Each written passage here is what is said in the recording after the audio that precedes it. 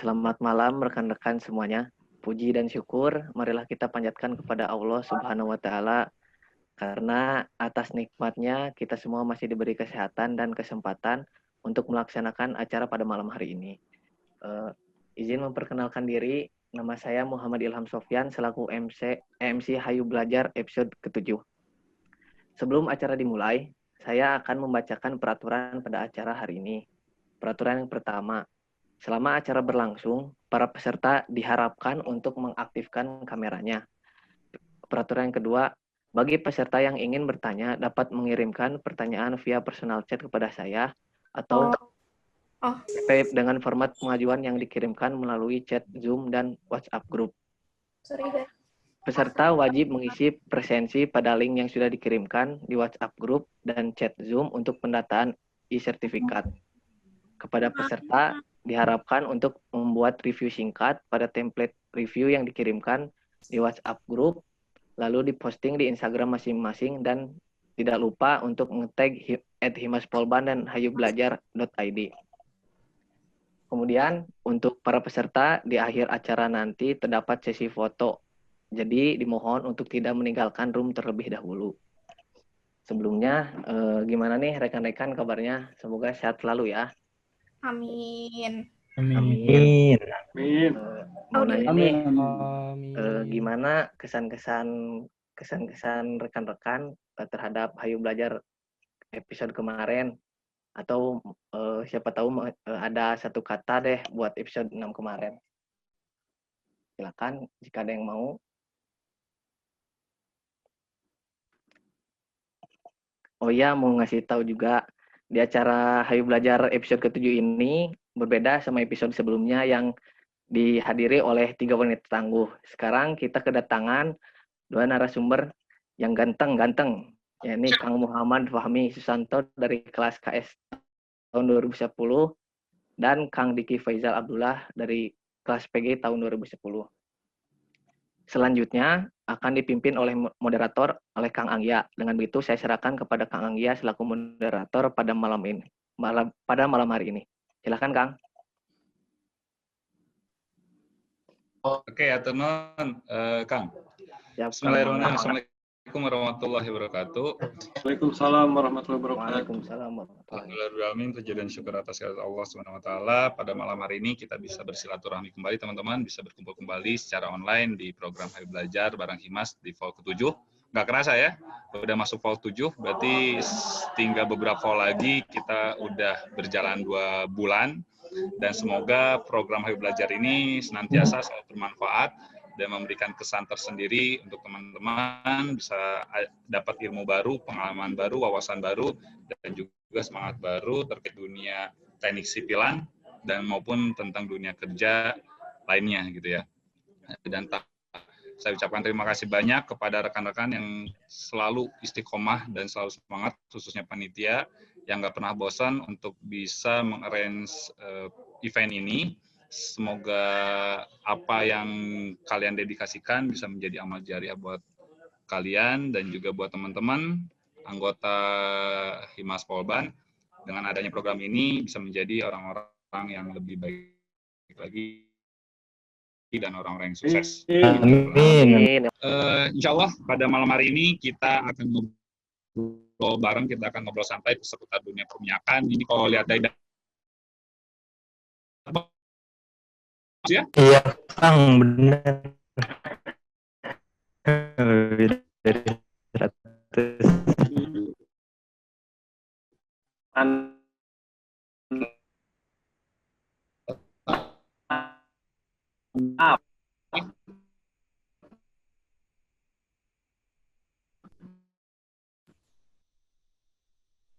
Ini luar biasa banget. Nah ini juga kita udah hadir ya, kita udah kedatangan narasumber kita, 2 narasumber. Saya cerita mereka dulu bagaimana satu perjuangan dulu Sipil B ya, KSB ya Kang. Jadi kalau tidak salah emang Kang Fahmi ini dari awal sudah melanglang buana terjun di dunia pertanian.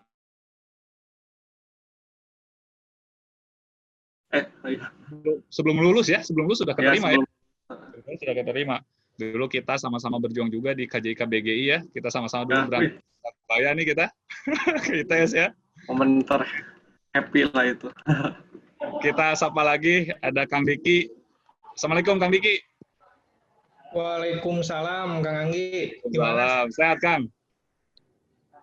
Saya alhamdulillah sehat. Alhamdulillah ya. Ini Kang Diki ini kebetulan kalau sama saya dulu satu kelas, kita sama-sama di PG. Nah, ya, ini Juragan Salwa ya. Mungkin teman-teman yang dulu, yang sekarang ngekos di Salwa, nah ini dulunya ini penghuni Salwa. Dulunya penghuni Salwa. Yang insya Allah sekarang udah melanglang buana di Pertamina juga. Nah, jadi teman-teman, jadi Kang, alhamdulillah ya yang tadi saya sampaikan bahwa ini yang daftar di Vol 7 ini luar biasa sekali antusiasmenya. Ini yang daftar ini udah lebih dari 100, tapi karena keterbatasan Zoom yang ada, kapasitas peserta emang hanya 100, tapi ya alhamdulillahnya berarti 100 yang bisa ikut pada malam hari ini bisa terbilang beruntung nih ya. Bisa terbilang beruntung karena bisa berada langsung di sini, tapi insya Allah oleh panitia pun ini di-record Kang, direkam, jadi emang selalu di-update juga di sosial medianya Himas dan juga di-upload ke YouTube Kang. Nah, jadi nanti Kang Fahmi, Kang Diki, materi-materinya insya Allah semoga jadi amal jariah di channel YouTube-nya Himas Polban ya, betul ya? Channel YouTube-nya Himas Polban ya? Betul, Kang. Betul ya, alhamdulillah. Lah, di-subscribe lah.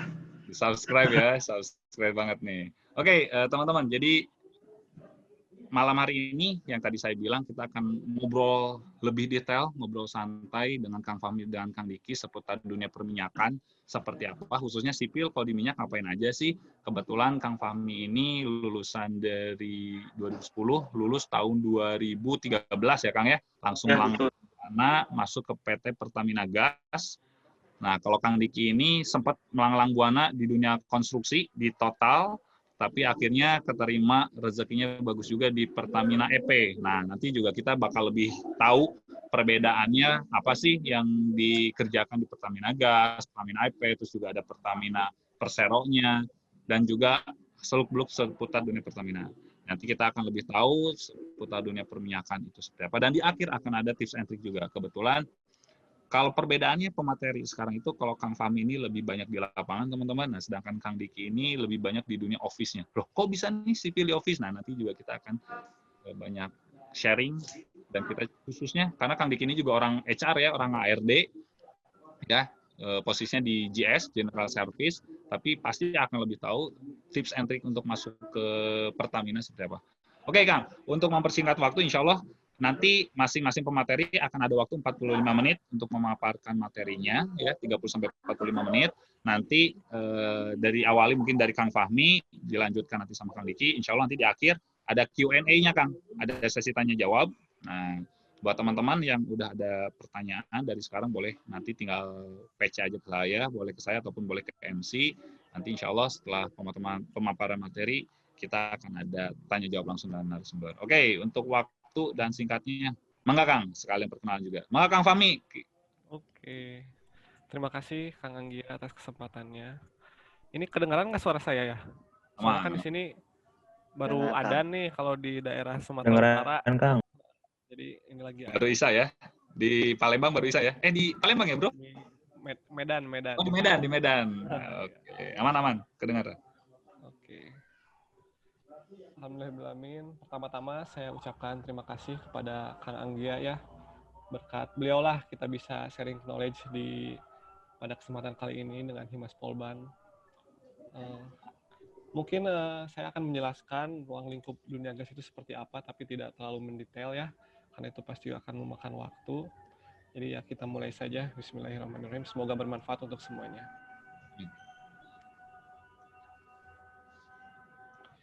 Perkenalkan, nama saya Muhammad Fahmi Susanto. Saya lahir di Ruteng 31 Juli 1993. Ruteng itu di Nusa Tenggara Timur ya. Jadi ceritanya tuh ayah saya dulu tuh kerja di Departemen PU. Dia ngurusin jalan di NTT. Lalu hadirlah saya sebagai proyek sampingannya. Lalu saya besar di Kota Tasikmalaya ya, dari SD sampai SMA.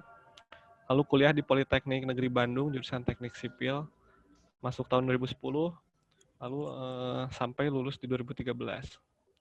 Lalu untuk pengalaman kerjanya, saya 1 tahun Mundu Indramayu Jawa Barat sebagai operator kompresor gas station. Tugasnya itu melakukan monitoring dan controlling peralatan lapangan di stasiun kompresor gas Mundu. Nah, kompresor itu tugasnya untuk menaikkan tekanan ya dari gas. Kalau misalkan air itu dia kan mengalir dari tempat tinggi ke rendah. Nah, kalau gas ini dia mengalir dari tekanan tinggi ke tekanan yang rendah. Jadi kalau misalkan di tengah-tengah tekanannya nggak cukup, dikompres oleh kompresor. Lalu saya 5 tahun sampai sekarang ini berada di posisi operator Operation Control Station. Tugasnya itu melakukan monitoring dan controlling penyaluran gas di area Aceh dan Sumatera Utara. Jadi semua mengawasi sumber gas yang ada, yang masuk ke jaringan pipa, dan memonitoring dan mengkontrolling ke seluruh konsumen. Jadi gas yang masuk itu kita jaga kualitas dan kuantitasnya gitu, agar sampai ke konsumen dengan baik. Lalu ini adalah prestasi dan penghargaan. Ini bukannya sombong ya, cuman ini sebagai motivasi aja buat teman-teman gitu. Kalau misalkan lulusan Polban tuh jangan rendah diri gitu. Kita juga bisa, kita juga mampu gitu, seperti lulusan-lulusan perguruan tinggi lainnya. Di sini ada meraih goal dan presentasi favorit pada CIP, Continuous Improvement Program, tahun 2014-2019, lalu gold pada APQ, Annual Pertamina Quality, di Jakarta, tahun 2014-2019, lalu ini gold dan best performance, temu karya mutu dan produktivitas nasional di Batam tahun 2014. Nah ini tuh lomba tentang inovasi-inovasi ya, jadi kita tuh setiap tahunnya tuh dituntut untuk memiliki inovasi apa sih buat perusahaan kita gitu, supaya revenue-nya nambah atau supaya lingkungan kita lebih baik lagi. Lalu ini ada juara pada Pertamina Gas Employee Award. Jadi ini lomba antar karyawan lah, karyawan terbaik lah. Alhamdulillah saya juara di tahun 2019. Lalu juara 2 PGN Innovation Award. Lalu ada juara PJ Pertamina Employee Journalism kategori esai. Lalu juara 3 Olimpiade HSE dan juara lomba video Instagram. Kebetulan saya juga suka bikin video atau konten gitu. Jangan lupa di follow ya itu Instagramnya. Promosi Mas Etik. Nah, sebelum memulai presentasi ada baiknya kita melakukan safety moment dulu ya. Ini salah satu kebiasaan baik dari Pertamina juga. Jadi jangan lupa ya buat teman-teman, ini kan lagi musim corona ya. Tuh bayangin ya kalau misalkan kita itu carrier tanpa kita ketahui, kita tanpa masker bisa kemungkinan menyerang orang itu sampai 70% gitu lah, sampai orang kena. Kalau kita carry dan kita pakai masker, kemungkinan orang terinfeksi itu cuma 5%. Nah, kalau misalkan dua-duanya pakai masker, mau yang carrier ataupun yang sehat, kemungkinan terkena virus itu cuma 1,5%. Dan jangan lupa jangan pakai masker yang scuba ya, kalau bisa pakai kain minimal lah. Terus ini lanjut ke ruang lingkup dunia migas. Nah, minyak bumi apa sih? Minyak bumi itu bahan bakar fosil yang terdapat di bumi dan terbentuk dari penguraian senyawa-senyawa organik dari jasad. Bersumber dari Encyclopedia Britannica, minyak bumi itu diperkirakan pertama kali ditemukan pada tahun 5000 sebelum Masehi oleh bangsa Assyria, Sumeria, dan Babilonia kuno. Bangsa-bangsa tersebut memperoleh minyak bumi dengan mengambilnya di permukaan bumi, karena minyak bumi tersebut merembes sampai ke permukaan. Nah, pengeboran minyak secara komersil itu pertama kali dilakukan di Pennsylvania, Amerika, tahun 1859. Nah, ini gambarnya ya. Yang menemukan minyak bumi itu adalah Edwin Laurentine Drake. Nah, Drake ini tuh terkenal karena memelopori metode baru dalam memproduksi minyak bumi. Jadi dia tuh menggunakan pipa untuk mengebor dan mencegah lubang bornya runtuh. Biasanya kan kalau sebelum-sebelumnya tuh ngebor aja, tapi dia tuh nggak punya inovasi supaya si lubang bornya tuh nggak runtuh. Nah, si Drake ini dia pakai pipa. Jadi si bornya tuh bisa nembus lebih ke dalam. Untuk penemuan minyak bumi di Indonesia, diawali dengan laporan penemuan minyak bumi oleh Corps of the Mining Engineers. Penelitian ya, institusi milik Belanda pada dekade 1850-an. Nah, penemuan minyak bumi pada dekade ini diantaranya ada di Karawang, Semarang, Kalimantan Barat, Palembang, Surabaya, dan Lamongan. Lalu berlanjut pada dekade 1860-an, diantaranya adalah di Demak, Muara Enim, Purbalingga, Madura. Mungkin teman-teman ada yang salah satu dari kota tersebut. Bisa tulis di kolom chat. Lalu ini pengeboran minyak pertama di Indonesia. Tahun 1871, seorang pedagang Belanda bernama Jan Rering menemukan adanya rembesan minyak di daerah Majalengka, lereng Gunung Ciremai, sebelah barat daya kota Cirebon, Jawa Barat. Nah, minyak tersebut merembes dari lapisan batuan tersier yang tersingkap ke permukaan. Asalnya dia ngerembes dulu. Berdasarkan temuan itu, ia lalu melakukan pengeboran minyak pertama di Indonesia dengan menggunakan pompa yang digerakkan oleh sapi. Nah, total sumur yang dibor sebanyak 4 sumur dengan menghasilkan 6.000 liter minyak bumi, yang merupakan produksi minyak bumi pertama di Indonesia. Pengelolaan minyak bumi di Hindia Belanda termasuk pionir atau tertua di Indonesia. Namun untuk sektor pertambangan, khususnya minyak bumi, belum jalan kolonial di Hindia Belanda. Nah, zaman dulu kan waktu penjajahan itu kan yang sektor jual beli rempah-rempah yang jadi nomor 1 di Indonesia, minyak bumi. Nah, kilang minyak pertama di Indonesia di mana sih? Jadi pada tahun 1880, Elko Zanzisker, seorang petani tembakau yang pindah dari Jawa ke Sumatera Timur. Nah, dulu tuh Sumatera tuh dibagi-bagi tuh Sumatera Timur, Sumatera Barat. Nah, menemukan minyak yang merembes ke permukaan tanah di Langkat. Langkat itu sekarang di Sumatera Utara ya. Jadi dari arah Medan ke jalan ke arah Aceh, sekitar 2 jam, 3 jam itulah Langkat. Kemudian sampel minyak tersebut dibawa ke Batavia untuk dianalisis. Dan dari hasil penyulingan minyak tersebut menghasilkan kadar minyak sebesar 59%. Nah, kilang Pangkalan Brandan, dinamai kilang Pangkalan Brandan, menjadi kilang pertama di Indonesia. Didirikan tanggal 16 Juni 1890. Lalu tanggal 1 Maret 1892, kilang mulai berproduksi dari hasil minyak ladang Telaga Said. Nah, udah kilang terbangun, lalu pada tahun 1898 dibangunlah tangki-tangki penimbunan. Jadi minyak yang udah yang diambil kan perlu ditimbun tuh. Nah, barulah dibuat di pelabuhan Pangkalan Susu. Dengan demikian minyak mentah yang dihasilkan dapat diolah terlebih dahulu sebelum dikepalkan. Nah, sumur migas. Sumur migas adalah hasil pengeboran yang dilakukan di permukaan bumi bertujuan untuk membawa minyak dan gas ke permukaan. Ini contoh sumur migas ya. Sebuah sumur yang dirancang hanya untuk menghasilkan gas dapat disebut sumur gas. Nah, ini bedanya sumur minyak bumi dan gas. Biasanya kalau misalkan ada sumuran minyak bumi, biasanya ada juga gas. Tapi kadang kalau sumur yang ada gasnya doang itu jarang ada yang minyak bumi. Lalu berdasarkan tujuannya, jenis sumur terbagi menjadi 3 macam, yaitu sumur eksplorasi. Nah, sumur ini tuh sumur yang dibuat pertama kali untuk mendapatkan minyak dan gas pada lokasi yang masih baru. Jadi belum ada sama sekali sumur di lokasi tersebut. Nah, untuk sumur produksi, sumur ini memastikan apakah hidrokarbonnya cukup untuk dikembangkan. Lalu untuk sumur pengembangan adalah sumur yang dibuat pada suatu lapangan minyak yang telah ada. Jadi biasanya kalau misalkan kita eksplorasi nih, terus kita bikin sumur eksplorasi, oh bagus nih lingkungan di situ, biasanya bakal ada sumur-sumur baru yang dibangun, sumur pengembangan.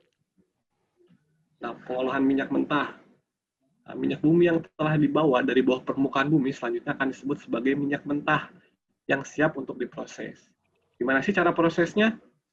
Nah, tahap awal dari proses pengolahan minyak mentah akan selalu melewati proses distilasi. Nah, distilasi itu proses pemisahan minyak mentah dengan cara dipanaskan sehingga menghasilkan beberapa fraksi sesuai titik didih dari masing-masing fraksi tersebut. Nah, bisa dari gambarnya, jadi minyak mentah itu dimasukin lewat sini, lalu si boiler ini dipanaskan, nah, nanti berdasarkan titik didihnya masing-masing, dia akan menguap. Embun-embun ini yang memiliki titik didih, lalu akan terpisah masing-masing. Nah, produk berbahan dasar minyak mentah yang paling sering dikenal masyarakat adalah berupa bensin, solar, minyak tanah, serta aftur. Saya belajar waktu SM kimia. Ya pasti tahu tuh distilasi ya. Nah, lalu gas alam. Gas alam adalah bahan bakar fosil berbentuk gas Gas alam merupakan campuran hidrokarbon yang mempunyai daya kembang besar, daya tekan tinggi, berat jenis spesifiknya rendah, secara alamiah terdapat dalam bentuk gas. Komponen utama dalam gas alam itu adalah metana, CH4. Teman-teman yang suka kimia pasti senang lihat-lihat. CH4, C2H6. Nah, ini tuh merupakan molekul hidrokarbon rantai terpendek dan teringan. Jadi komponen gas itu bisa teman-teman lihat tuh ada metan, etan, propan, butan.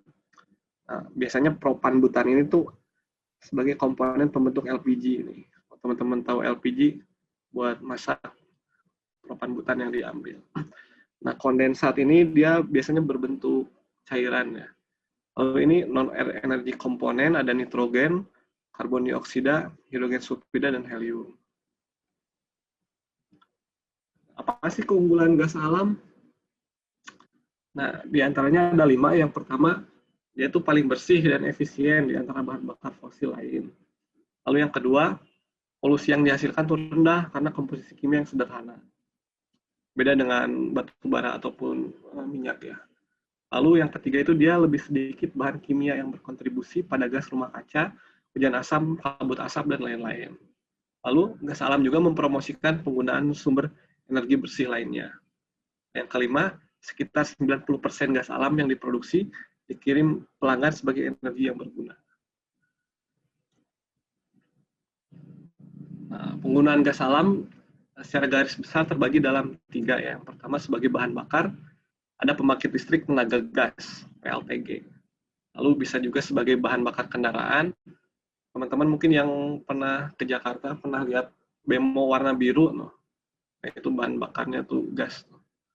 Lalu sebagai bahan bakar industri juga. Jadi industri itu biasanya punya pembangkit listrik sendiri ya, generator. Biasanya buat biar hemat dia pakai gas. Lalu untuk bahan baku, yang pertama ada pupuk, lalu petrokimia, plastik, dry ice. Nah, lalu untuk komoditas ekspor ini LNG, liquefied natural gas. Jadi si LNG ini tuh gas tapi dalam bentuk cairan gitu, didinginkan dia dalam suhu minus 200 derajat Celcius. Nah, jadi si LNG ini kenapa dia sering diekspor? Karena dia si volume gas yang misalkan 1 meter kubik, kalau dimanfaatkan di dalam bentuk cairan itu bisa menyimpan 1 meter kubiknya itu bisa menyimpan 600-nya gitu. Jadi perbandingannya 1:600. Untung. Nah, lalu ini sejarah Pertamina. Tonggak sejarah Pertamina diawali sekitar tahun 1950-an. Pemerintah Republik Indonesia menunjuk Angkatan Darat yang kemudian mendirikan PT Eksploitasi Tambang Minyak Sumatera Utara untuk mengelola ladang minyak di wilayah Sumatera. Yang sejarah yang tadi yang di Sumatera tadi. Lalu pada 10 Desember 1957, perusahaan tersebut berubah nama menjadi Perusahaan Minyak Nasional atau disingkat Permina. Kemudian PN Permina bergabung dengan PN Pertamin menjadi PN Pertambangan Minyak dan Gas Bumi Negara atau Pertamina di tahun 20 Agustus 1968. Nah, ini merupakan visi misi tujuan tata nilai Pertamina ya. Ini berdasarkan surat edaran Kementerian BUMN, ini baru nih. Ada namanya akhlak. Jadi setiap pegawai Pertamina ini harus memiliki tata nilai akhlak. Ada amanah, kompeten, harmonis, loyal, adaptif, dan kolaboratif. Misinya menjalankan usaha minyak gas serta energi baru dan terbarukan secara terintegrasi berdasarkan prinsip-prinsip komersial yang kuat. Visinya menjadi perusahaan energi nasional kelas dunia, dan aspirasi Pertamina-nya menjadi perusahaan global energi terdepan dengan nilai pasar US 100 billion. Nah, ini merupakan struktur grup Pertamina ya. Jadi Pertamina itu terbagi menjadi upstream dan downstream. Selain itu di luar ruang lingkup dunia migas, dia juga ada finance and service. Teman-teman mungkin bingung tuh, Pertamina kok banyak banget gitu. Ada Pertamina EP, ada Pertamina Gas. Nah, ini memang beda-beda karena tugas tupoksinya juga beda-beda.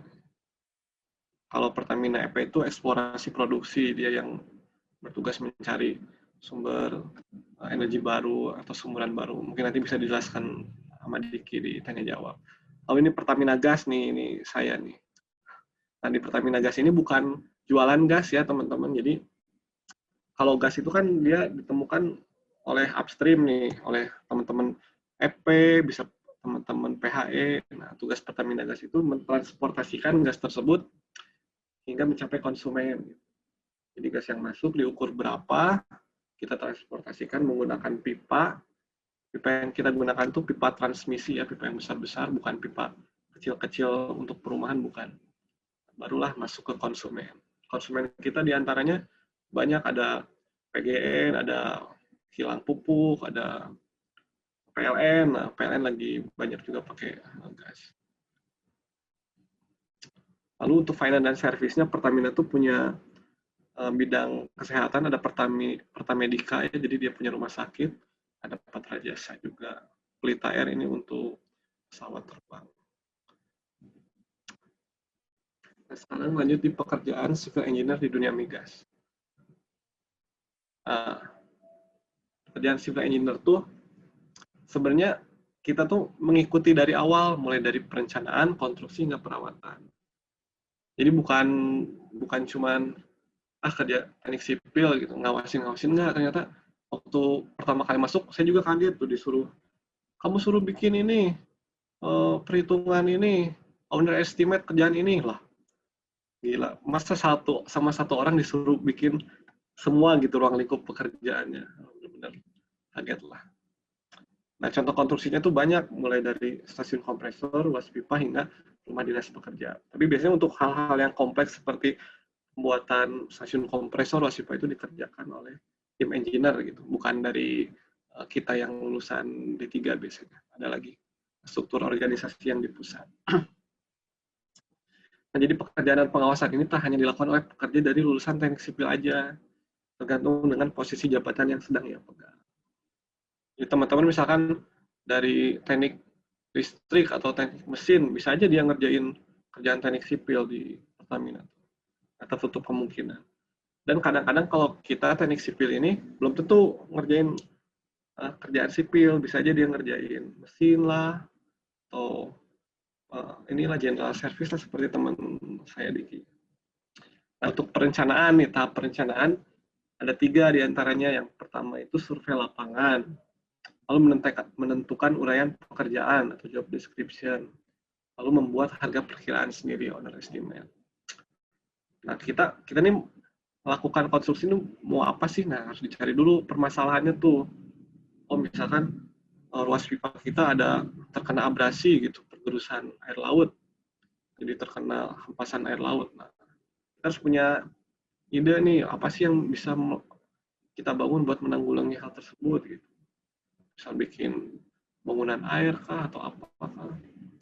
Lalu misalkan ada pipa yang crossing ke sungai, itu kan pasti sisi-sisi sungainya itu kan pasti kegerus, lama-lama si pipa yang asalnya ada di dalam tanah itu terekspos. Harus dipikirin pakai apa gitu, pakai caranya supaya nggak tererosi seperti itu. Nah, lalu yang kedua itu ada job description. Nah, kita buatlah uraian pekerjaannya, misalkan ngerjain kegiatan, misalkan ngerjain pembuatan rumah dinas, terus ngapain aja, ditulis tuh. Mulai dari pre-job activity itu kegiatan survei lah, pembuatan logistik lah atau apa, nah hingga pelaporan progres akhir. Nah, yang ketiga itu owner estimate. Nah, kita juga yang bikin sendiri tuh, dari uraian pekerjaan kita hitung volume pekerjaannya, kita cari daftar upah tenaga kerjanya, dan cari harga satuan bahannya. Jadi ketemulah si biaya proyek tersebut. Nah, lalu pada tahap konstruksi, jadi di tahap konstruksi ini bukan kita yang ngerjain, jadi owner estimate itu udah kita buat, kita ajukan ke atasan akan menyetujui, lalu dilakukan tender, nanti kontraktor yang menang tender yang ngelakuin proyek tersebut. Nah, kita tugasnya itu ngawasi kerjaan tersebut. Nah, pengawasan yang dilakukan itu diantaranya ada syarat teknis, kita harus cari tahu nih kontraktor ini pengalaman kerjanya udah bagus apa belum, udah banyak apa belum, atau tenaga kerja yang dia hire tuh bener nggak nih bisa gitu ngelakuin hal tersebut. Kita juga ngelakuin pengecekan materialnya dan juga peralatannya. Nah, untuk pengawasan uraian pekerjaan kita mengawasi mulai dari persiapan hingga penyelesaian. Persiapannya, contohnya itu sebelum melakukan pekerjaan, biasanya ada kick-off meeting ya. Jadi kita melakukan rapat dengan kontraktor, apa-apa saja yang harus disiapkan, apa-apa saja tanggung jawab sebagai kontraktor. Lalu pada kegiatan pemasangan, nah ini nih yang krusial juga ya. Jadi benar nggak sih apa yang mereka lakukan tuh sesuai dengan apa yang kita hitung, kita uraikan di job deskripsi, di gambar teknik. Jangan sampai kok volumenya beda gitu, kok desainnya gini, kok kualitasnya gini yang masuk. Nah, di situ kita lakukan pengawasan. Lalu untuk yang ketiga itu penyelesaian. Nah, setelah kerjaan selesai, cek dahulu semua sesuai enggaknya, barulah kalau misalkan udah bagus, baru ditutup pekerjaan tersebut dan si kontraktornya nanti dibayarkan oleh pihak Pertamina. Jadi untuk pekerjaan kontraktor ini pembayarannya beda-beda ya. Saya juga nggak terlalu paham kalau masalah tentang keuangan. Ada yang pekerjaannya beberapa persen selesai, dikasih berapa persen selesai, dikasih. Beda-beda. Lalu untuk yang terakhir itu pengawasan manajemen K3L. Jadi di dunia migas itu benar-benar concern lah pada keselamatan kerja dan lingkungan tuh. Kita jelasin resiko pekerjaannya tuh seperti apa sih, jadi dicari tahu dulu nih si resiko pekerjaan yang dilakukan tuh apakah high risk, apakah low risk. Jadi beda-beda ininya karakteristiknya. Lalu tanggung jawab owner, kita sebagai owner tuh apa aja sih, dijelasin ke kontraktor. Lalu tanggung jawab kontraktor juga kita jelasin supaya dia bertanggung jawab gitu. Nah, lalu proses pemeliharaan. Nah, untuk pemeliharaan ini pada suatu konstruksi dimaksudkan untuk mempertahankan dan memelihara fungsi konstruksi sebagaimana yang telah direncanakan sebelumnya. Secara sederhana, pemeliharaan diklasifikasikan menjadi dua. Yang pertama itu pemeliharaan rutin. Pemeliharaan yang dilaksanakan dengan interval waktu tertentu. Contohnya itu kegiatan pigging. Jadi pigging itu kegiatan memasukkan alat, ini namanya pig ya. Ini beda-beda bahannya, bisa dari foam, bisa dari bahan plastik dan lain-lain. Ini fungsinya tuh untuk mendorong, jadi membersihkan diameter, membersihkan dalam pipa lah gitu. Apakah di dalamnya itu takutnya ada kotoran atau endapan atau cairan. Nah, kalau ada cairan endapan itu bisa mempengaruhi ke korosi nanti. Korosi itu kan percepat rusaknya pipa. Nah, untuk yang kedua itu ada pemeliharaan remedial. Jadi itu pemeliharaan perbaikan yang dilakukan akibat adanya kerusakan. Contohnya bocor, misalkan pipa bocor nih, itu harus diklaim. Ini namanya klaim. Jadi ada alat pipa bocor itu nanti diklaim lalu dibawa, dicek lagi apakah ada bocor atau enggak. Kita ini benar-benar kita hindari ya, jadi kita memang harus melakukan pemeliharaan yang rutin. Karena kalau misalkan ada kebocoran kayak gini, kerugiannya bisa besar. Jadi si gas yang atau minyak yang lewat pipa ini harus di stop dulu. Benar-benar rugi banyak lah. Nah, mungkin itu saja untuk dari saya. Mungkin nanti kalau sharing pengalaman bisa bareng ya sama Diki. Terima kasih. Wassalamualaikum warahmatullahi wabarakatuh. Waalaikumsalam warahmatullahi wabarakatuh. Kami atur nuhun pisan udah mau sharing seputar dunia perminyakan. Buat teman-teman juga saya sengaja ya minta ke Kang Fahmi buat sharing seputar seluk-beluknya dunia perminyakan ini. Terbilang materi yang nggak pernah didapatkan oleh teman-teman sipil Polban ya. Jadi kita perlu tahu dulu perminyakan itu seperti apa dan bagaimana, biar ada gambaran ketika next buat teman-teman mahasiswa yang ada keinginan ingin terjun ataupun kerja di dunia perminyakan. Nah sekarang kita beralih. Sekarang kita beralih ke Kang Diki. Insya Allah Kang Diki akan sharing kepada kita tentang tidak jauh masih tetap dunia perminyakan, tapi nanti akan lebih banyak tentang gimana sih ruang lingkup pekerjaan di perminyakan tuh, baik itu di lapangan maupun di office-nya, dan juga salah satu yang paling ditunggu adalah tips and trick ya, tips and trick untuk bisa masuk ke dunia perminyakan seperti apa. Karena kalau tadi yang dari gambaran Kang Fahmi bahwa sipil itu nggak terus ataupun nggak melulu kerja di lapangan, tapi seorang HRD atau seorang perusahaan pasti akan melihat juga nih karakteristik calon employee itu kuatnya di mana, apakah di lapangan ataukah di office. Nah, kita bakal lebih tahu dan lebih detail dari Kang Diki. Maka Kang Diki, untuk waktu dan tempatnya dipersilakan. Oke, terima kasih Pak Anggi. Lanjut.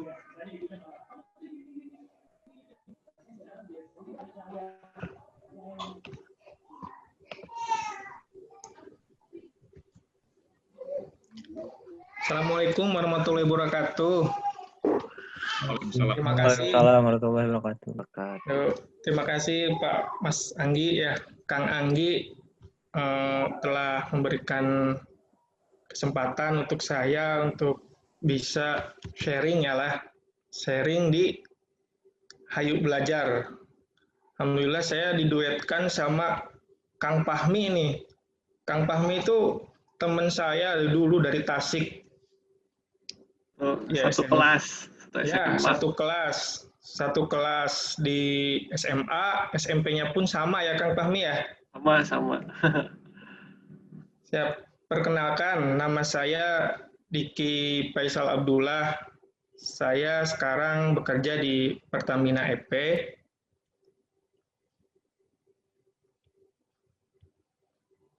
Di Pertamina EP sebagai General Service Staff.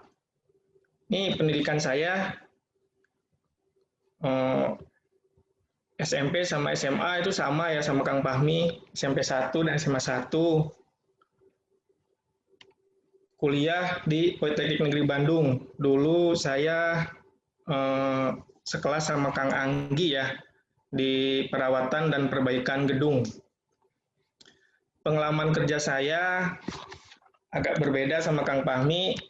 Dulu saya sempat di kontraktor dulu ya, di Total Bangun Persada. Alhamdulillah sempat merasakan manis pahitnya proyek selama 3 tahun, di mana rasanya lembur tiap hari dan Sabtu Minggu masuk gitu. Alhamdulillah di Total dulu saya sebagai quantity surveyor ya, cuman merasakan satu proyek sih. Soalnya dari awal pengerjaan sampai akhir saya di proyek One Park Avenue. Nah, untuk Pertamina EP sendiri saya sampai saat ini baru 2 tahun. 2 tahun. 2 tahun lebih 2 bulan lah. 2 tahun pertama saya kerja sebagai General Services di Tambun ya, di Bekasi. Alhamdulillah Juni ini tahun 2020 saya mutasinya ke Subang ya. Kalau Kang Fahmi kan tadi dari Mundu, dari Jatibarang ke Medan ya. Kalau saya alhamdulillah malah makin dekat ke rumah, dari Bekasi ke Subang gitu. Mungkin itu rezeki yang Kang Fahmi ya, bisa dekat ke keluarga. Siap. Nah, untuk penghargaan sendirilah saya nggak banyak sih dibanding Kang Fahmi ya. Kang Fahmi kan udah melanglang buana juga lama sih di Pertamina. Terus dia emang senang sharing-sharing materi juga. Dia senang berinovasi. Kalau saya alhamdulillah juga, tapi walaupun ya orangnya santuy gitu, alhamdulillah punya juga lah penghargaan walaupun cuma 2 ya. Pertama FC Proof YMO Bahagia predikat Gold pada forum CIP. Dulu tuh judulnya meningkatkan kompetensi pekerja operator field Tambun melalui program coaching operator berbasis workbook kompetensi teknik operator di Pertamina EP Tambun Field. Nah, ini ketika masih di Bekasi ya saya. Kalau dulu itu pas saya di Bekasi itu saya masih di divisi Human Resources. Sekarang alhamdulillah dikasih amanah dipindah divisinya ke divisi Supply Chain Management, tapi jabatannya masih sama sih, General Services. Yang pilihan kedua saya sempat juara 1 HSSE Knowledge Contest di Pertamina EP. Nah itu sekilas perkenalan dari saya. Oke langsung, nih mungkin teman-teman ada yang belum tahu ya jalur masuk Pertamina.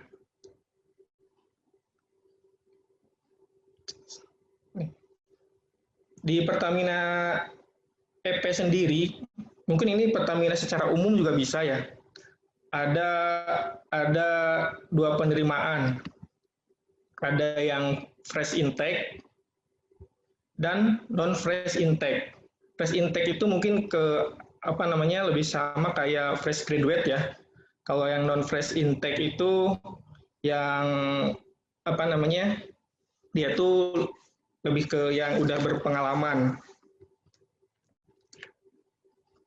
Nah, untuk yang yang fresh intake sendiri, teman-teman bisa daftar melalui 4 cara ya. Yang pertama, melalui website FHCI. FHCI itu Forum Human Capital Indonesia. Mereka tuh bikin penerimaan khusus untuk perusahaan-perusahaan BUMN di seluruh Indonesia. Jadi seluruh perusahaan BUMN kerjasama dengan FHCI membuka lowongan satu pintu di FHCI. Nah yang kedua dari Pertamina sendiri, dari recruitment.pertamina.com. Nah, teman-teman kalau ada selembaran di luar yang 3 ini, 4 ini jangan kan biasanya kalau ada lowongan di Pertamina itu kita tuh kayak antusias banget gitu. Padahal itu kadang cuma hoax aja ya. Nah, yang ketiga ada rekrutmen kampus. Kebetulan Kang Fahmi juga dulu rekrutmen kampus ya, Kang Fahmi ya? Ya betul, rekrutmen kampus yang sempat ngadain. Nah, ya betul. Nah, saya juga dulu ikut ke rekrutmen kampus. Nah, dan yang lain-lain biasanya ada ada pemeliharaan, penerimaan dari biasanya dari program TNI mau masuk Pertamina gitu, ada gitu dan penerimaan juga. Nah, untuk ininya sendiri, untuk levelnya sendiri, penerimaannya itu ada dari SMA, D3, D4, dan S1. Nah, apa sih perbedaan kalau kita masuk di jalur yang SMA, D3, D4, S1? Pertamina itu mengenal yang namanya ada Pertamina Range Level. Pertamina Range Level ini adalah jabatan yang diemban sesuai dengan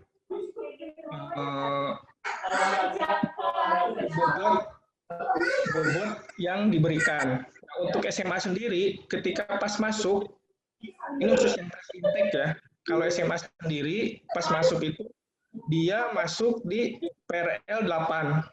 Jadi kayak PRL itu kayak golongan ya, golongan jabatannya dia gitu. Melekat pas pertama itu kalau yang SMA dia petanya 8.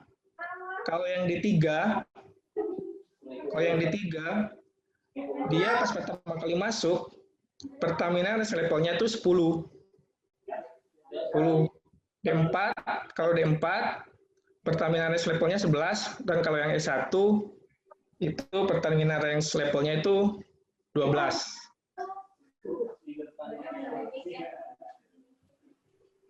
Lanjut. Nah, ini nih. Kebetulan saya juga dapat dulu sempat nyuri-nyuri karakter pekerja yang dibutuhin sama Pertamina. Ini kalau kalian punya karakter ini udah dijamin katanya 100% masuk Pertamina. Katanya ya.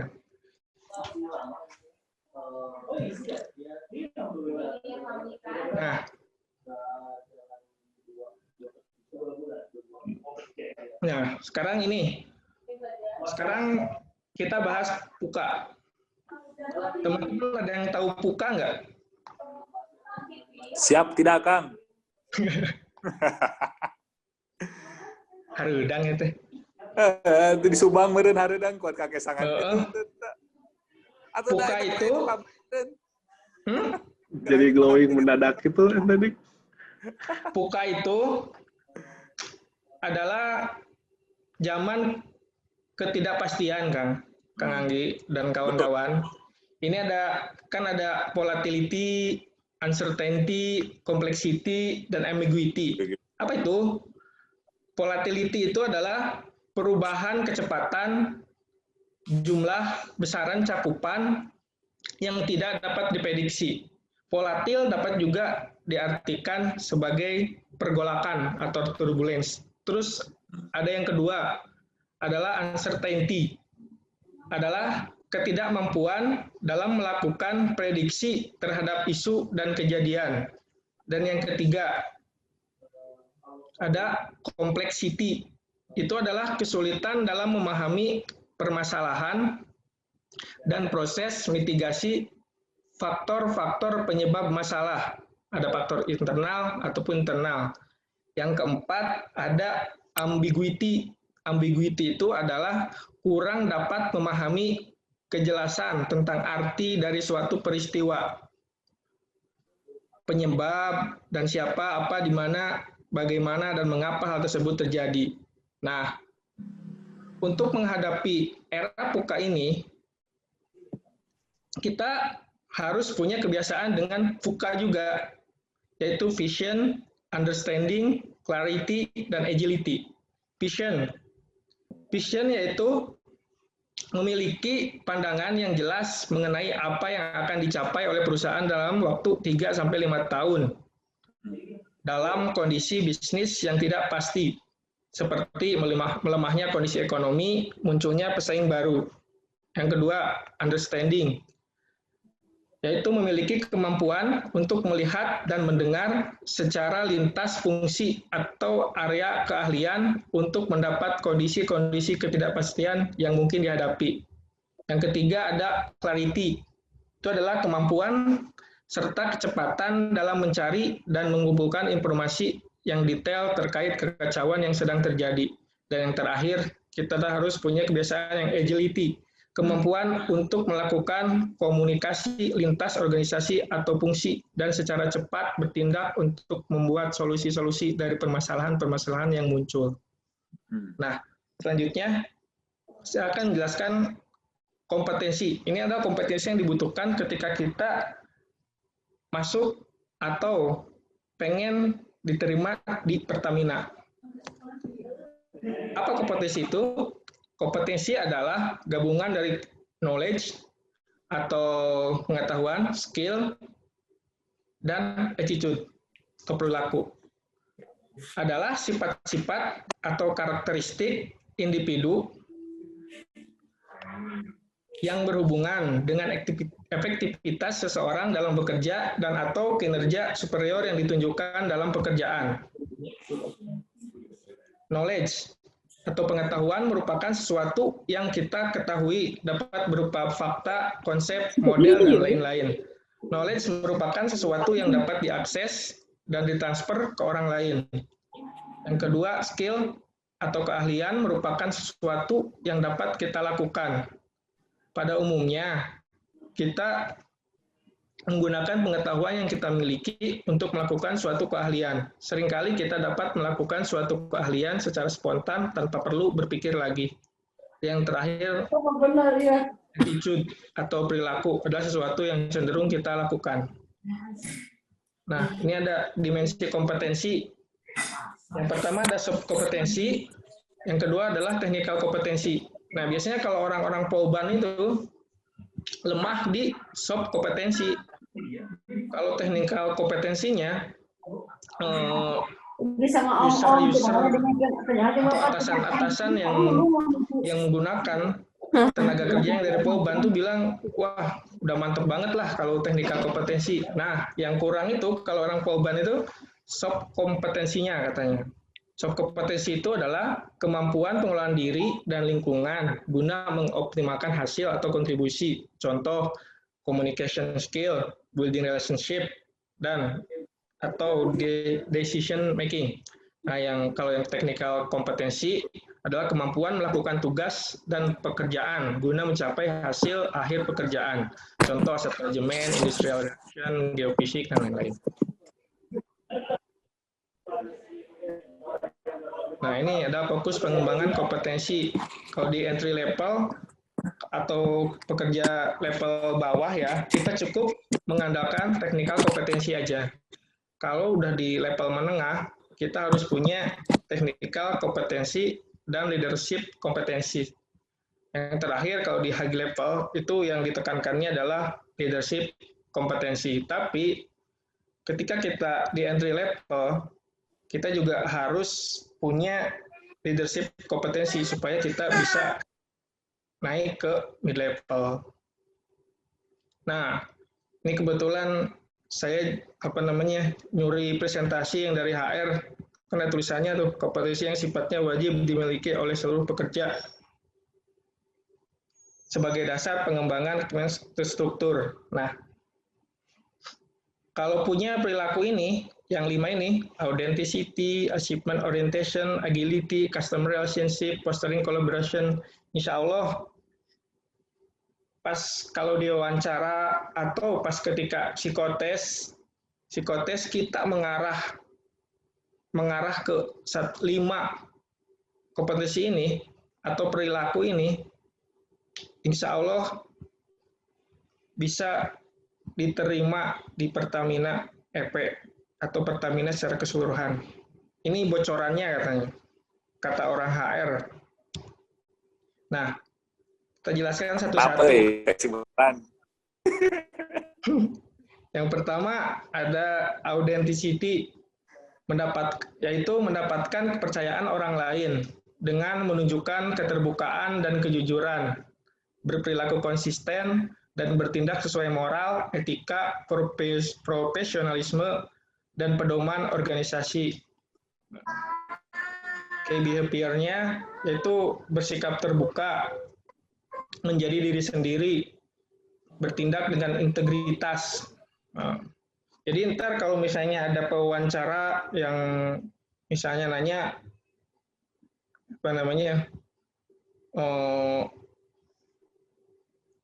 kamu kalau dikasih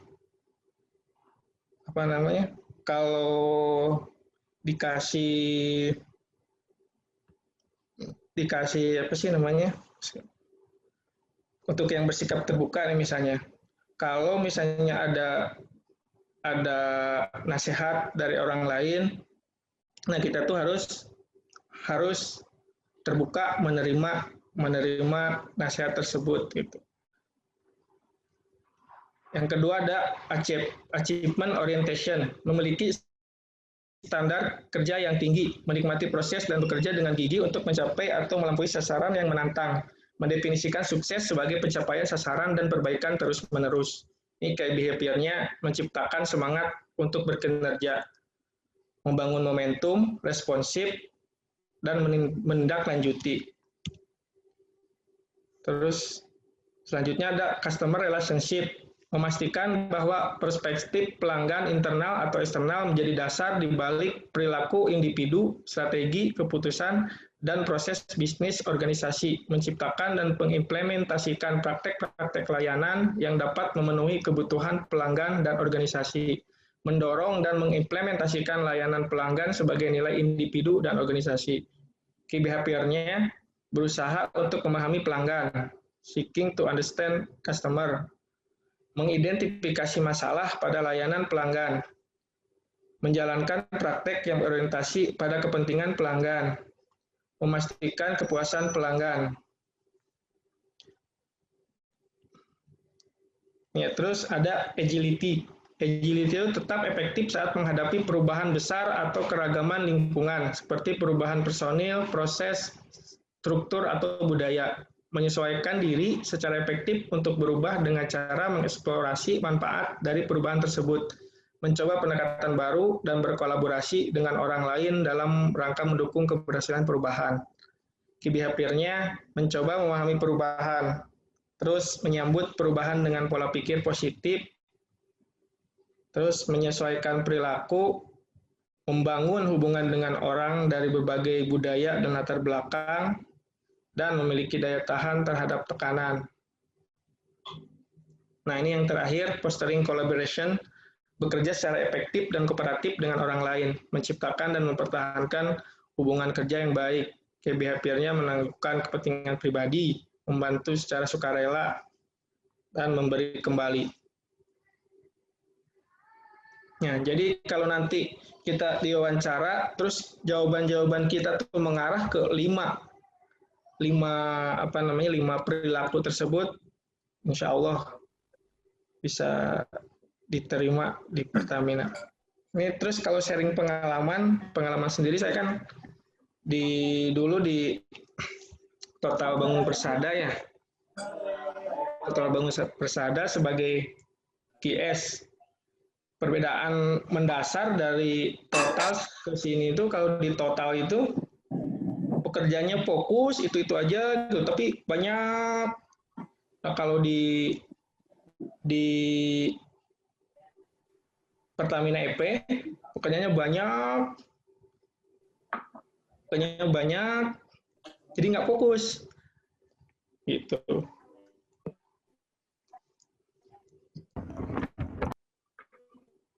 Nah, untuk sekarang kan saya tuh bekerja di General Service ya.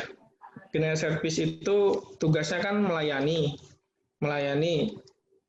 Tugasnya itu akomodasi pekerja, catering service. Catering service itu jadi saya itu pas di sekarang ini kerja saya ini pokoknya udah jauh lah dari teknik sipil, udah nggak mikir momen, udah nggak mikir struktur udah hilang ya di otak tuh. Sekarang tuh saya kerja menyiapkan akomodasi, catering service itu menyiapkan snack rapat, air minum, sembako, menyediakan alat tulis kantor, menyediakan furniture, terus aset manajemen. Nah ini adalah nyambung dikit, ada perawatan dan perbaikan gedung nih.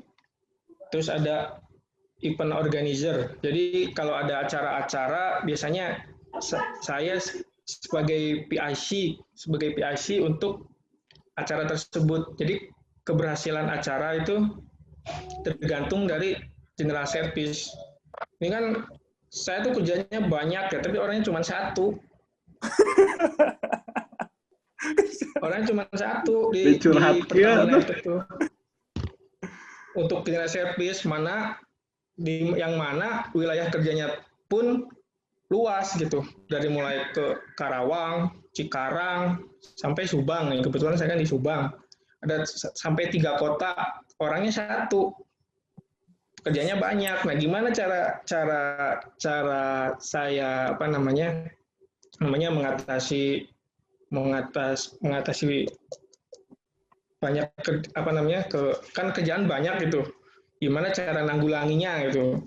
Kan nggak mungkin kan kalau dikerjain sendiri gitu kan. Nah, kalau saya sih kalau di Pertamina EP sendiri biasanya kalau untuk kan ada beberapa job desk ya untuk pengadaan akomodasi, catering service, ATK. Saya sih biasanya bikin kontrak lah, bikin kontrak. Tadi kan Mas Fahmi juga, Kang Fahmi juga nerangin lah gimana cara bikin owner estimate gitu kan. Itu kan kita tuh bikin kontrak itu untuk memindahkan resiko pekerjaan dari kita ke orang lain gitu. Misalnya untuk catering, nggak mungkin kan saya beli kemana gitu. Terus tiap hari ngurusin catering aja. Nah, saya tuh bikin kontrak catering. Terus untuk ATK, nggak mungkin kan tiap ada orang yang minta ATK kita beli. Nah, bikinlah kontrak ATK. Terus furniture, pembelian furniture, bikinlah kontrak furniture. Terus ada pemeliharaan aset. Ya, kita bikinlah kontrak pemeliharaan. Jadi sebenarnya kalau kerja di Pertamina EP sendiri lebih ke supervisi gitu. Supervisi dan mengawasi orang-orang yang udah kita bikin kontrak tersebut. Mungkin dari saya gitu aja, Kang Anggi. Kalau Mantap. ada pertanyaan, Oke, mantap Kang Diki. silakan saya lempar lagi ke Mas Anggi. Mantap, luar biasa. Thank you banget buat Kang Diki atas sharing. Jadi teman-teman, sesuai dengan apa yang disampaikan, bahwa materi kali ini saling melengkapi banget ya, antara lapangan dan office, antara hal teknis dan non-teknis. Nah, ini Kang Fahmi, Kang Diki, ini pertanyaan udah banyak juga yang masuk ke saya. Ini luar biasa, pertanyaannya juga unik-unik, karena mungkin ini dunia yang jauh dari sipil. Nah, ini sipilnya sebelah mana? Nah, mungkin ini yang selama ini jadi problematika di kita, di Polban khususnya. Mungkin dulu juga kita merasakan ya, bahwa pola pikir dan wawasan kita yang mentok kalau sipil itu hanya di kontraktor lagi. Padahal ketika sudah lulus, sipil ini sangat dibutuhkan oleh perusahaan apapun ya. Bahkan sekali apalagi perminyakan ya, yang jelas masih ada dunia sipilnya. Bahkan kan sipil di perbankan aja mungkin teman-teman ya, kita di perbankan aja dibutuhkan sebenarnya anak-anak sipil ini. Oke, ini masuk ke sesi Q&A Kang Diki, Kang Fahmi. Jadi untuk pertanyaannya, skemanya nanti saya akan coba tanyakan sesuai dengan pertanyaan ini akan saya coba lontarkan ke yang emang lebih tepat ya, maksudnya kalau emang pertanyaan tentang teknis, saya akan coba lemparnya ke Kang Fahmi. Kalau emang non teknis, mungkin nanti akan saya lemparkan ke Kang Diki. Tapi bisa juga nanti bisa saling melengkapi. Oke, ini pertanyaan pertama nih. Ini kalau dilihat dari pertanyaannya, tepatnya buat Kang Fahmi nih, Kang. Kang mau nanya, saya baca di job desk-nya itu kan lebih banyak identiknya dengan teknik kimia, ataupun teknik lingkungan, ataupun bahkan teknik industri. Nah, saat mendapatkan pekerjaan tersebut belajar dari awal, dan itu bagaimana sih Kang prosesnya bisa sampai di posisi sekarang. Nah mungkin ya itu Kang tadi, ini background sipil, tapi masuk ternyata nggak ada sipil. Nah ini kan mungkin yang selama ini diterima di kita selama kuliah di Polban, ya antara dunia kerja sama dunia kuliah itu sama. Nah itu gimana tuh Kang? Kang Fahmi, monggo. Nah, makasih pertanyaannya kawan-kawan. Nah, jadi itulah gunanya kuliah itu bukan belajar tentang apa yang kita pelajari dari dosen aja gitu. Namanya kuliah itu selain hard skill butuh juga soft skill. Kenapa sih himpunan itu penting? Nah itu salah satu. Untuk menjawab pertanyaan yang tadi, betul, saya pertama kali masuk ke Pertamina tuh wah belajar apa ini, banyak hal-hal yang baru dipelajari nih. Nah jadi waktu dulu awal masuk itu ada namanya pendidikan yang kurang lebih selama 6 bulan. Jadi 3 bulan itu pendidikan secara di dalam ruangan, lalu 3 bulan itu biasanya di lapangan, lalu ada 1 bulan juga di lapangannya secara langsung gitu, benar-benar di lapangan. Jadi emang benar-benar belajar dari awal, mau nggak mau gitu, harus tahu rumus kimianya apa, ini komposisinya tuh apa gitu. Pokoknya yang dasar-dasar dulu aja. Nanti kalau misalkan masih bingung-bingung, kedepannya saat bekerja langsung akan lebih masuk si ilmunya seperti itu. Jadi jangan kecewa juga kalau teknik sipil, ilmu teknik sipil kita nggak dipakai. Yang penting itu pola pikir kitanya yang masih pakailah itu. Betul. Kasih itu aja mungkin. Jangan sampai ketika kita kuliah di sipil, pertama terus gara-gara nggak ada kerjaan sipil, resign lah kan? Nah, janganlah. Susah nyari kerja, apalagi pokoknya idealis tuh disingkirin dulu. Okay. Berarti dalam artian ketika kita memiliki sebuah idealisme, lebih baiknya itu dipersiapkan dari jauh-jauh hari ya, Kang. Ketika kita mungkin punya passion-nya di benar-benar pure sipil ya, kalau mau relate ya masuknya ke perusahaan sipil, betul ya? Betul. Nah, pengalaman juga ya, saya dulu waktu kuliah tuh semangat banget lah, alhamdulillah IPK juga lumayan lah. Wah, gede nih, termasuk yang gede nih. Termasuk yang... Terus kan ada tuh kegiatan apa namanya tuh sebelum skripsi tuh PKL lah. PKL. Saya kan PKL di jembatan. Waduh, ternyata di PKL teknik sipil tuh capek, panas. Nah, saya orangnya yang termasuk malas panas-panasan. Nah, alhamdulillah lah ternyata keterima di Pertamina. Iya, itulah. Mungkin ada doa juga. Aduh, agak nyesal juga nih kalau kerja di lapangan. Oke, mantap.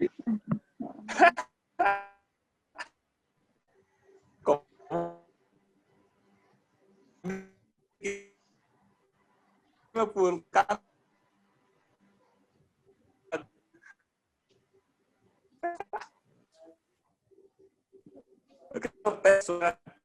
teman-teman. Putus-putus. Kang jaringan. Sorry.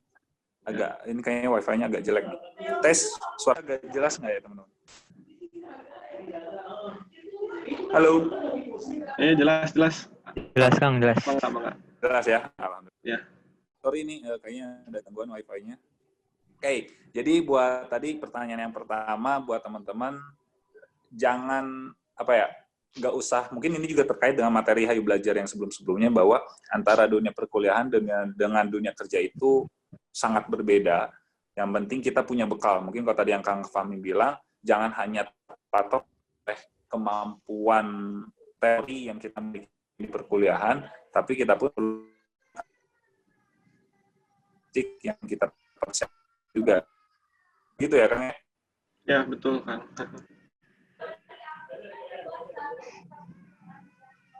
Nah, Oke, ini ada pertanyaan selanjutnya nih. Sebentar, saya cek ini. Halo, tes koneksi bagus nggak ya? Lumayan bagus, Kang. Halo, ada? Bagus, ada. Oke, bagus ya. Oke, ini pertanyaan buat Kang Diki.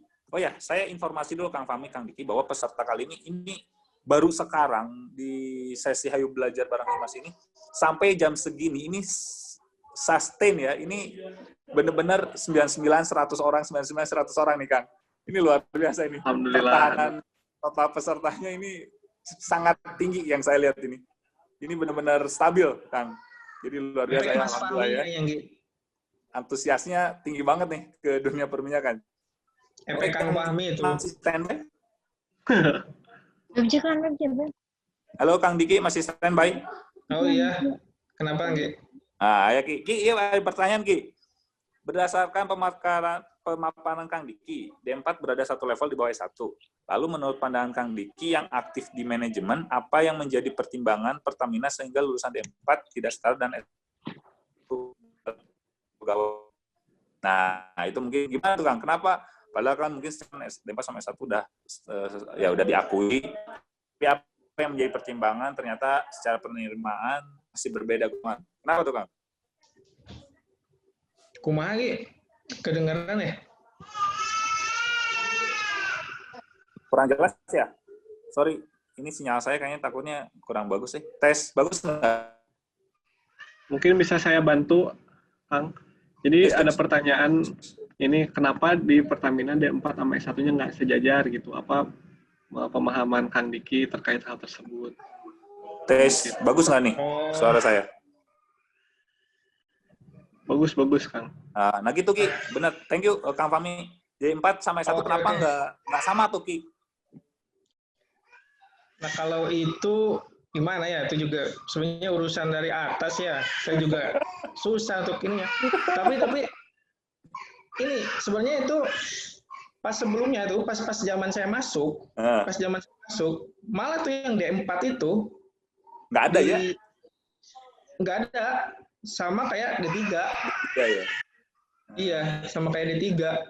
Itu justru malah jadi ada perkembangan gitu. Jadi yang D4 itu jadi berada di level bawah S1, di atas di D3. Ya mungkin ada beberapa pertimbangan kali ya dari level manajemen yang saya juga jujur aja kurang paham sih. Karena kan untuk penentuan level pekerja itu ada, kalau di kami kan ada namanya PKB ya.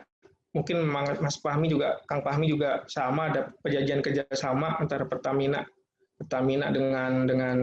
dengan pekerjanya sendiri. Nah, itu kan dibuat oleh serikat pekerja. Nah, itu yang D4 ada di antara D3 sama S1 itu udah kesepakatan antara serikat pekerja sama manajemen, level manajemen. Tapi untuk kenapanya saya nggak tahu karena saya nggak dilibatkan gitu dulu. Oke. Gitu aja. Balik lagi dengan regulasi yang ada ya, Kang ya. Sebenarnya kalau ada permintaan mah pengennya D4 disetarain aja dengan S1 ya. Ya, nih kayak dulu saya nih, Kang, jujur aja pas masuk total itu kan saya itu kan D4 ya. D4 ketika diwawancara itu saya nanya, karena teman saya yang sebelumnya masuk seminggu sebelum saya itu kan setaranya sama D3 ya. Setaranya sama D3. Nah, pas ketika saya masuk di Pembangunan Pesada, di akhir wawancara saya nanya, Mbak, mohon penjelasannya mengenai posisi D4. Posisi kami kalau D4 di mana? Oh, nah emang gimana? Nah, kita debat tuh sama si pewawancara sampai saya bawa keputusan menteri nomor berapa. Ternyata alhamdulillah ya pas di penerimaan itu saya disetara ini sama S1 gitu. Oke. Itu alhamdulillah dan gajinya pun lumayan gitu. Bedanya lumayan ya. Teman saya yang seminggu sebelumnya, padahal kan sekelas juga, udah sekelas, dia masuk duluan gitu seminggu. Tapi jadinya agak di bawah gitu.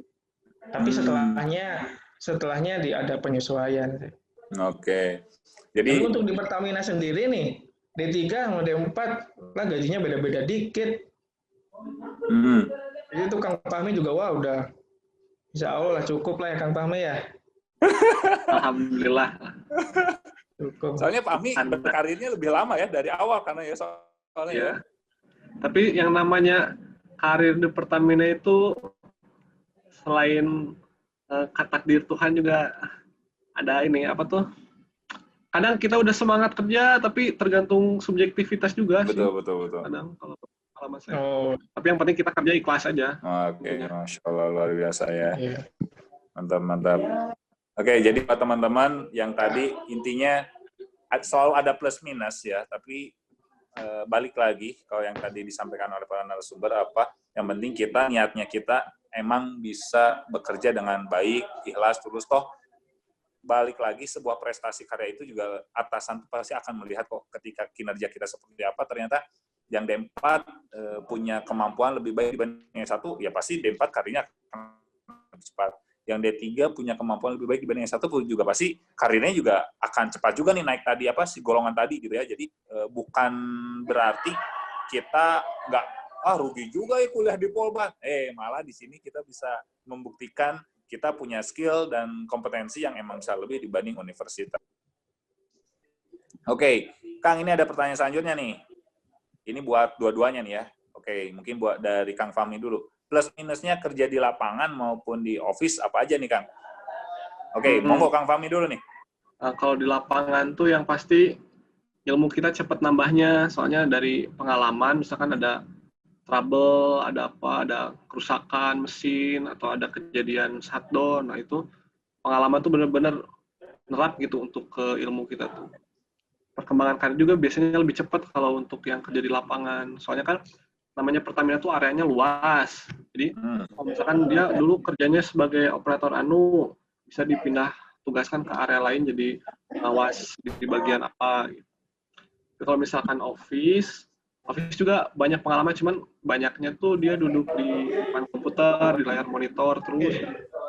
Itu sih kurangnya, enaknya tuh cuman enaknya ya dalam ruangan ber-AC, terus agak santai bisa main HP gitu.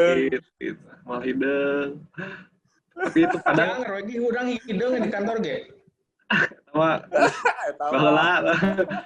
Itulah enak enggaknya. Bawa antiletik. Tapi nggak tertutup kemungkinan misalkan yang dulu kerja di lapang jadi di office, yang dulu office kerja di lapang. Oke. Soalnya masing-masing punya PRL jabatan tertentu. Itu aja. Mantap ya. Oke, buat Kang Diki gimana nih Kang? Bedanya kerja di lapangan ataupun di office? Apalagi mungkin kemarin sempat ada pengalaman kerja di konstruksi ya. Gimana tuh Kang?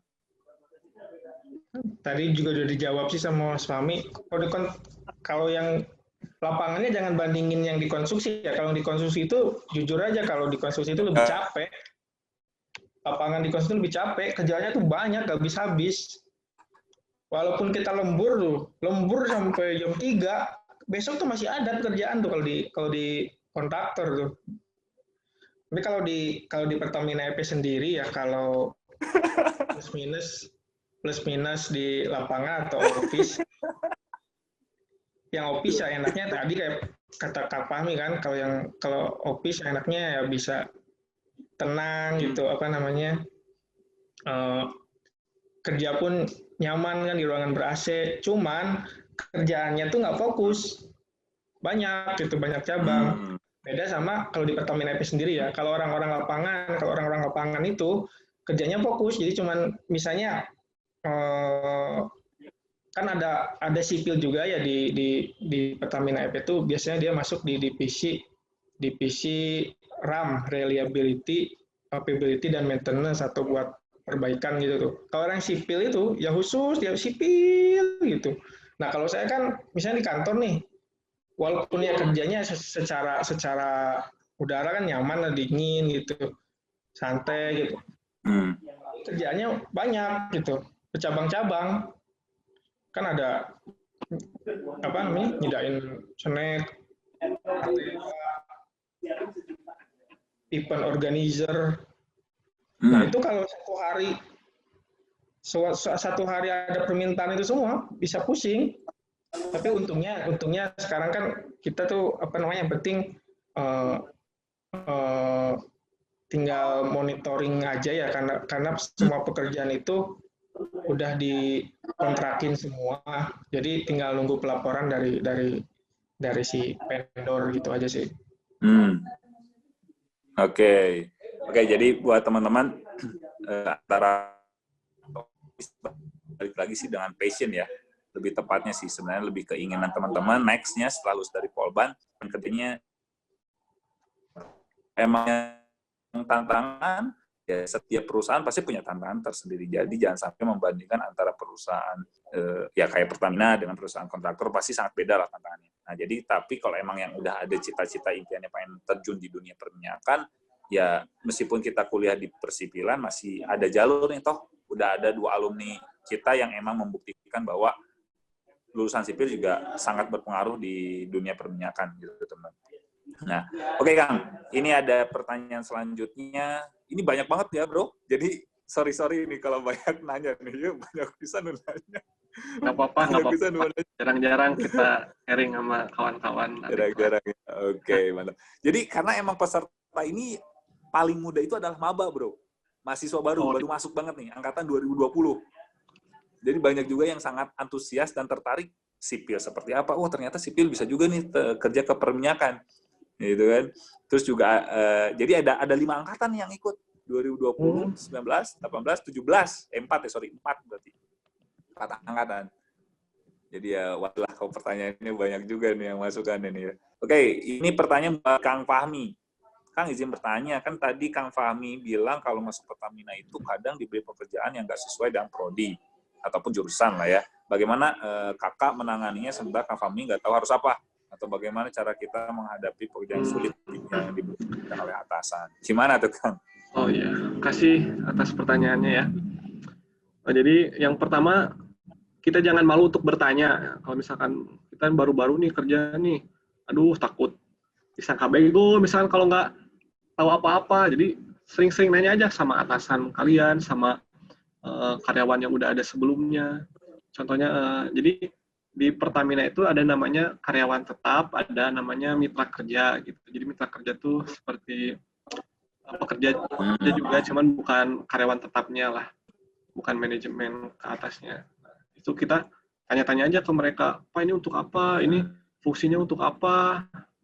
Kita catat tuh, jangan sampai kita cuma nanya-nanya, tapi nggak pernah nyatet gitu. Pokoknya harus terus belajar aja, searching-searching ke internet, cari tahu di lapangan tuh nama alatnya apa, cari di internet apa ya, ini fungsinya apa. Terus jangan lupa buat apa ya,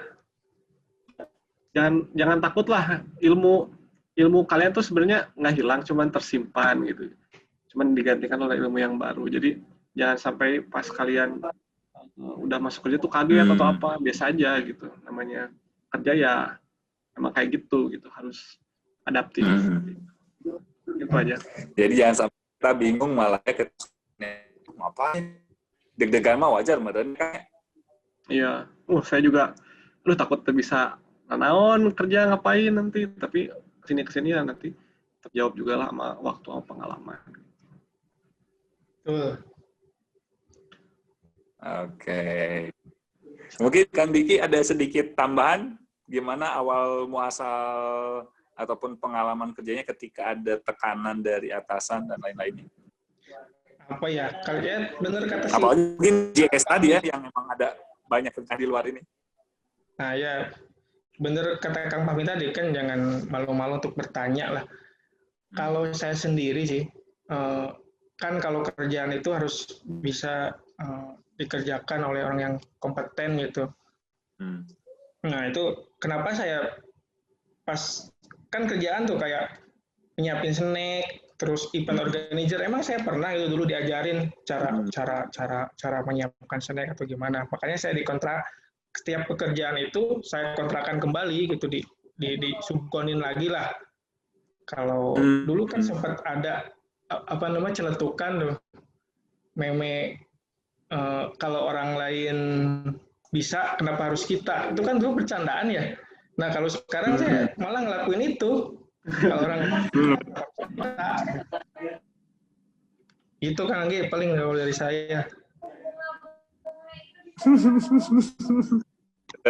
Oke, mantap. Ada tambahan. Kita lanjut pertanyaan selanjutnya. Ini ya, jadi. Oh boleh gimana Kang Fahmi? Yang tadi masalah nanya ya, sebenarnya ruang lingkungan kerja di Pertamina itu enak banget. Jadi gap antara atasan dengan bawahan tuh benar-benar nggak kerasa gitu. Jadi kayak atasan kita tuh kayak temen aja, bener. Temen main meskipun futsal, beda rangkap kerjanya jauh juga ya. Misalkan beda jabatannya, misalkan asmen, udah biasa aja kayak temen-temen gitu, temen sepedaan, temen apa, pokoknya seru lah. Jadi nggak terlalu, gapnya terlalu jauh.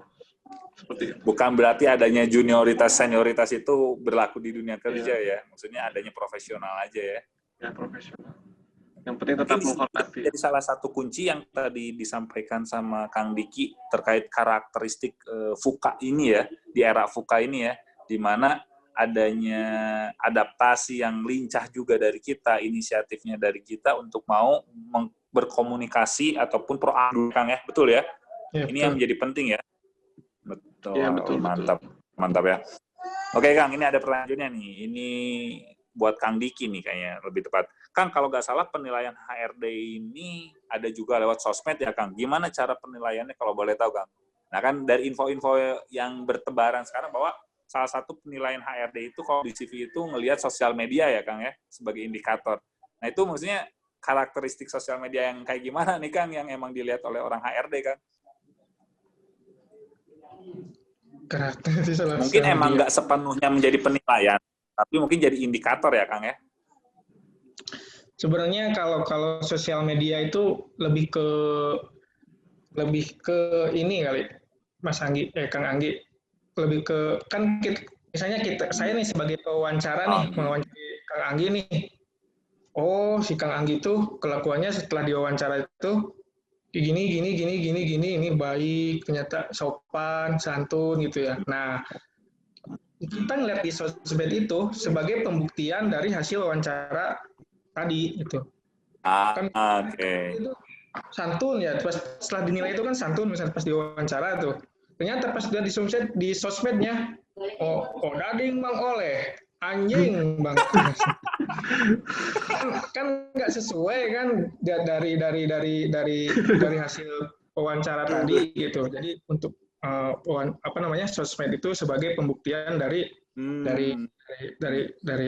hasil tes sama wawancara gitu. Lebih ke pembuktian aja kali Pak Anggi. Gitulah. Jadi mungkin ibaratnya sosmed ini sebagai conclusion lah ya, ibaratnya kesimpulan, nge-review lah ya, apakah benar nih anak ini dari interview ataupun dari CV-nya, dari hasil ujiannya seperti ini. Karena bagaimanapun ujian atau interview itu bisa aja dibuat-buat ya Kang ya. Tapi yang namanya sosmed itu kan real life ya, kehidupan daily yang emang, ini orang benar nggak nih ya? Rajin nggak ya? Tapi jarang juga sih Kang Anggi, itu cuman untuk meyakinkan si HR aja sih sebenarnya. Kecuali kalau HR-nya saya, terus otomatis saya pasti bakal lihat-lihat tuh sosmednya. Oke, jelas. Orang HRD pasti langsung dicek. Ya mungkin masukan aja, Kang. Gimana Kang Fahmi? Jadi yang namanya sosmed itu kan istilahnya personal kita ya, personality kita. Betul. Kita nggak tahu tuh dinilai HR atau enggak. Yang penting kita jaga diri aja, jangan sampai di sosmed kita tuh kita banyak sumpah serapah lah, atau black campaign lah, atau berbau hal-hal yang terlalu gimana gitu. Kalau misalkan mau bertutur kata bebas, yang mending bikin akun cadangan aja gitu, alter gitu. Jangan sampai di sosial media yang harus ada inti kita. akun, ya? Iya. Ini itu aja. Oke. Mantap. Jadi buat teman-teman, buat adik-adik semuanya, dari apa yang tadi dipaparkan sama Kang Diki sama Kang Fahmi, bahwa sosial media ini sebagai representasi kita lah ya, representasi diri kita di dunia online. Jadi kalau emang ditanya apakah saklek, mungkin bisa iya, bisa juga enggak. Balik lagi dengan HRD yang emang menginterview kita, apakah dia ngecek atau enggak. Kalau Kang Diki tadi, ya sebagai orang HRD ya pasti akan ngecek nih, karena interview bisa aja dibuat, ujian ya bisa aja dibaik-baikin dan lain-lain, tapi ketika udah ngeliat hasilnya ataupun daily kita ternyata loh kok sebaliknya, nah itu bisa jadi malah pertimbangan ulang dari seorang HRD nih yang tadinya udah suka, tahu-tahu ketika udah ke sosmednya wah jadi nggak suka juga. Oke, mantap Kang, semoga buat teman-teman mulai persiapkan sosial medianya, kalau bisa yang positif-positif aja, jangan sampai malah jadi ya yang tadi Kang Fahmi bilang ya, banyak black campaign lah ataupun keluh kesah ya Kang ya, ngagibah meureun. Jangan alay juga. Status story teno. Udah gede masih alay. Bikin akun alter aja. Ada pertanyaan selanjutnya nih Kang. Bentar, saya coba cek dulu. Ini lumayan juga nih scrollingnya nih ya. Ini buat Kang Fahmi nih Kang. Kang, berapa lama katanya bisa beradaptasi di dunia perminyakan? Karena kan tadi kalau diceritakan katanya Kang Fahmi kaget juga, tidak terbayang juga gitu ya dengan dunia konstruksi kayak gitu. Terus ini dunia baru, ini butuh berapa lama Kang untuk adaptasi? Oh iya, makasih pertanyaannya. Jadi selama masuk ke pertama itu kan ada pendidikan yang tadi udah saya sampaikan. Lalu ada yang namanya OJT, on the job training. Ya, jadi selama kurang lebih 6 bulan, kita tuh belum benar-benar masuk dalam ruang lingkup kerja itu. Jadi gajinya juga cuma gaji pokok aja tanpa tunjangan jabatan atau tunjangan lain-lain. Nah, disitulah kita mulai belajar sesuatu hal yang baru semua. Di sana juga kita dibimbing sama atasan kita. Kalau misalkan ini ada kegiatan di kita ikut. Kita perhatiin ngerjain apa aja sih di sana tuh. Terus di sini ada perbaikan mesin ikut juga. Pokoknya gitu aja. Dalam waktu 3 sampai 6 bulan tuh ngikut-ngikut aja. Dari situlah kita serap semua ilmunya. Nah, pas udah mulai pengangkatan yang benar-benar realnya, nah barulah kita memegang jabatan yang benar-benar kita tanggung jawab di situ. Itu aja sih. Sorry, di mute. Mungkin Kang Diki boleh menambahkan, Kang Diki? Apa ya, adaptasi ya. Kalau saya sampai saat ini ya adaptasi untuk hal-hal yang lebih baru lagi gitu, untuk hal yang lebih baik lagi. Kalau untuk pekerjaan pokoknya sebagai, kan saya general service misalnya, ya itu tadi udah dibilang sama Kang Fahmi juga sih, kan kita ada on the job training sama pendidikan ya. Nah, dari sana sih udah mulai beradaptasi. Karena adanya OJT ya. Oke. Kan ada OJT itu, setelah OJT itu kan kita dipertimbangkan untuk bisa keterima atau enggak nih. Kalau kita mampu beradaptasi, berarti kan terima. Kalau kita nggak mampu ya nggak diterima gitu. Tapi kan karena si Kang Fahmi udah masuk, saya udah masuk, berarti kan insya Allah mungkin penilaian dari manajemen sendiri mungkin kita udah mampu beradaptasi. Jadi pas OJT aja lah beradaptasi. Oke, mantap. So, jadi buat teman-teman nggak usah khawatir ketakutan antara perbedaan antara apa yang didapatkan di kuliah sama di perusahaan, karena balik lagi bukan hanya Pertamina, banyak di perusahaan lain di luar sana pun ketika mau masuk ke lingkungan dunia perusahaan atau dunia kerja pasti akan ada yang namanya OJT. Istilahnya ada yang OJT, ada yang MT ya, manajemen trainee, ada juga yang namanya programnya macam-macam lah ya. Nah, di situ kita bakal dikasih, ibaratnya kayak kita apa ya, mungkin kalau mahasiswa tuh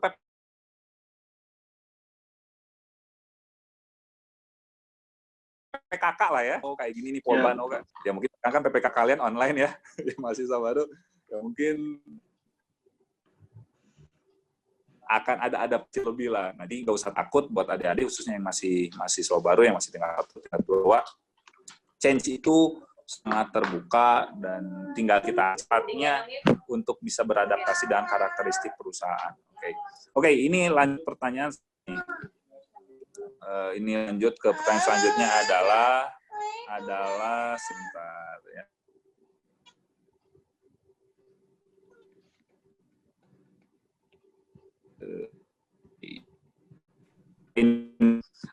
Dari Kang Dido yang selalu ingat selama kuliah yang bisa dan menjadi bekal di dunia kerja, Kang. Gimana ulangi, Kang? Suaranya kurang jelas. Oh, sorry ya, kurang. Tes, ada nggak? Ada. Kayaknya ada. Kang, hal apa yang misalnya, saya singkatnya gini ya, apa yang didapatkan selama perkuliahan yang emang bisa kepake ketika di dunia kerja, Kang? Oh gitu. Apa ya?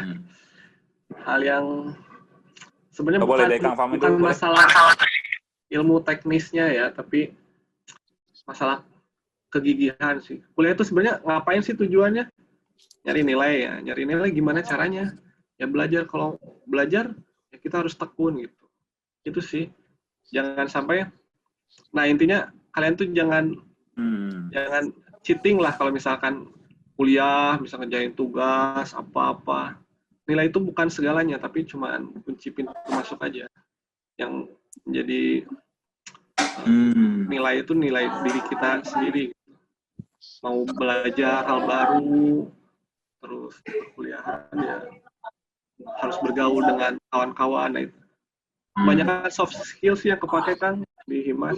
Contohnya berorganisasi, menjadi panitia. Nah, itu benar-benar kepake banget waktu interview kerja. Kok pernah jadi panitia apa aja, pernah ikutan seminar apa aja, pernah pengalaman organisasi atau lomba apa aja. Apa lombaan tuh penting juga, Kang. Ini benar-benar kalau misalkan saya nggak ikut KJI KBGI, kayaknya saya nggak masuk Pertamina kayaknya ya. Itu benar-benar yang dilihat tuh pengalaman kita selama lomba, selama kuliah, seminar seperti itu.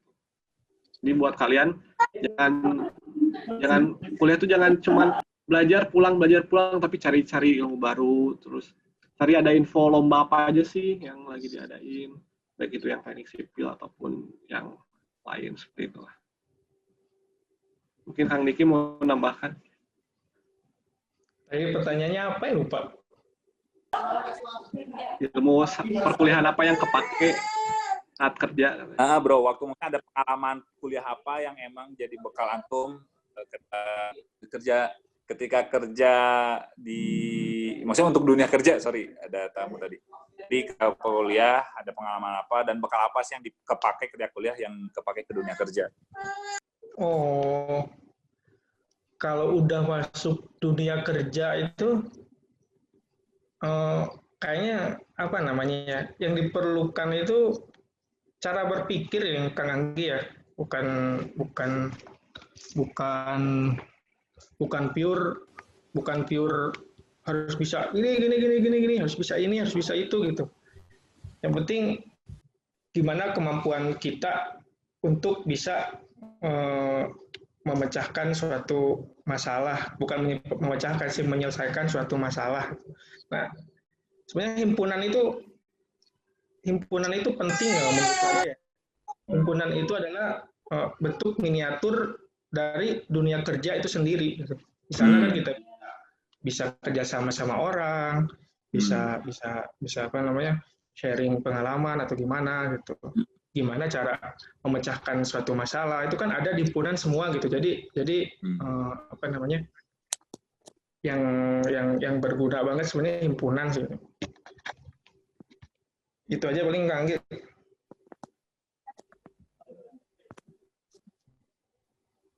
Oke. Tes. Yep.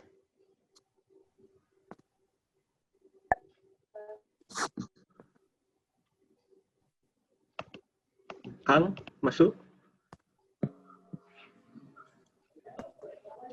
Tes 1. Oke, udah ada ya. Sorry. Ada. Oh, ini kayaknya ini aduh kurang baik. Oke, jadi teman-teman thank you banget nih Kang Diki sama Kang Fahmi tadi penjelasan. Jadi buat teman-teman, apapun yang dikerjakan selama kuliah itu pada hakikatnya nggak akan ada yang pernah sia-sia ya. Ya, betul. Halo, ada nggak? Jelas nggak? Ada Kang. Jelas. Ada ya.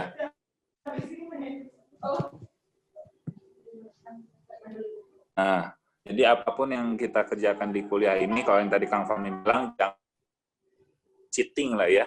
Yang sekedar ngerjain beres, tapi kita tanpa paham dan tahu esensi ataupun value di balik kita mengerjakan hal tersebut tadi. Jadi buat teman-teman, buat adik-adik semuanya, do your best, tapi bukan hanya sekedar bisa, tapi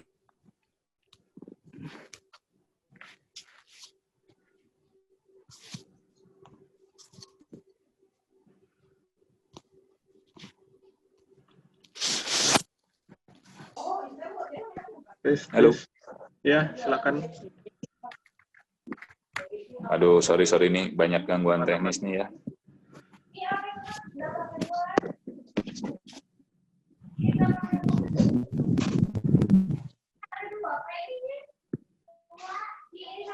Oke,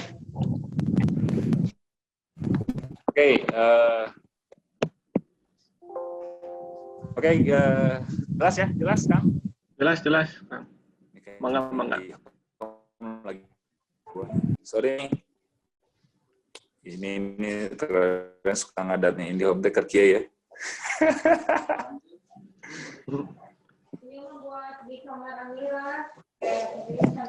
Oke.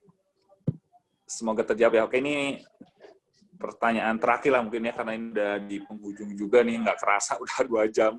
Udah 2 jam kita ini, tapi ini pertanyaan terakhir nih Kang.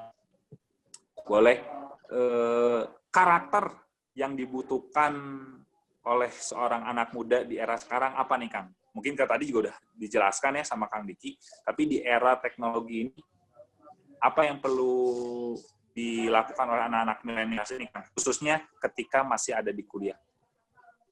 Mangga Kang Diki dulu atau Kang Fahmi? Boleh Kang Fahmi dulu boleh? Karakter ya. Ya, karakter yang paling utama tuh jangan pernah habit mungkin ya Kang. Habit yang perlu dibangun dari sekarang nih. Jangan males sih intinya kayak gitu. Pokoknya mempelajari hal yang baru tuh emang bikin males.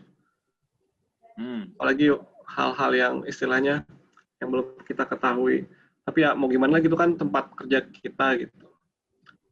Kita tuh kerja tuh harus tanggung jawab lah, harus ikhlas juga. Ya mungkin kalau yang menjawab pertanyaan tadi ya harus bisa gampang beradaptasi, itu aja sih Kang. Oke, luar biasa. Oke, Kang Diki, boleh menambahkan, Kang Diki? Kalau saya, apa ya, aduh, anak nangis. Nggak apa-apa. Aneh juga gitu tadi, ada anak aneh nangis. Ini ya. Anak masih paham nanti juga. Yang dibutuhin ya itu, yang 5 tadi yang pasti ya, yang di slide. Oke. Sama terus terbuka kepada hal-hal yang baru ya dia. Karena kan dunia ini berubah begitu cepat ya. Kita tuh jangan malas mencari informasi. Mungkin ada hal-hal baru kita pelajari lah. Jangan sampai kita ketinggalan gitu. Ketinggalan oleh teman gitu. Tapi mungkin itu aja gitu. Oke, mantap. Thank you Kang Diki sama Kang Fahmi. Ini Ya, alhamdulillah, terus ini sorry banget sebenarnya pertanyaan tuh masih banyak, tapi karena berhubung waktu juga yang terbatas, ini serius alhamdulillah banget baru sekarang nih, Bro. Ini peserta konsisten di atas 95 ini, ya. Anda lihat 97, 98, 99, 100 bulan balik aja di sana. Ya wajar, itu faktor koneksi ya. Biasanya faktor koneksi nih ya. Tapi alhamdulillah ini antusiasnya luar biasa. Mungkin semangatnya untuk masuk Pertamina-nya juga sangat tinggi. Semoga teman-teman adik-adik semua bisa mengikuti jejak dari Kang Fahmi dan Kang Diki, bisa berkarir di dunia perminyakan, khususnya Pertamina. Toh bukan sesuatu yang nggak mungkin ya, lulusan Polban bisa kerja di Pertamina, dan diyakini teman-teman bahwa contohnya aja Kang Fahmi sebelum lulus pun udah kerja dan udah diterima di Pertamina. Nah, semoga teman-teman semuanya bisa mengikuti jejak dari Kang Fahmi dan Kang Diki. Oke, Kang Fahmi, Kang Diki, boleh dong closing statement buat adik-adik kita ke depannya seperti apa? Monggo, Kang Fahmi dulu. Kita tahu ya, kita sekarang ini menghadapi zaman yang agak unik ya, agak sulit. Kuliahan juga pasti tatap mukanya hanya lewat Zoom atau seperti apa. Jangan menyerah lah, jangan putus asa intinya. Malah jadikan suatu hal yang kurang itu jadi hal yang positif. Terus belajar, terus jangan berhenti, jangan malas. Gunakan akun media sosial kalian itu sebagai personal branding lah. Jadi kita tuh hobinya ngapain sih? Kita masuk teknik sipil tuh ngapain sih? Bisa aja kalian bikin akun tentang teknik sipil. Teknik sipil adalah gini. Itu tuh bisa jadi nilai tambah juga kalau misalkan menghadapi dunia kerja seperti interview tadi. Itu aja mungkin Kang kalau dari saya. Oke, mantap, luar biasa. Kang Diki, boleh Kang closing statement-nya dong buat adik-adik kita? Apa ya closing statement ya? Paling inilah, buatlah diri kita menjadi karakter yang baik lah, atau yang lebih baik lagi dari sekarang gitu.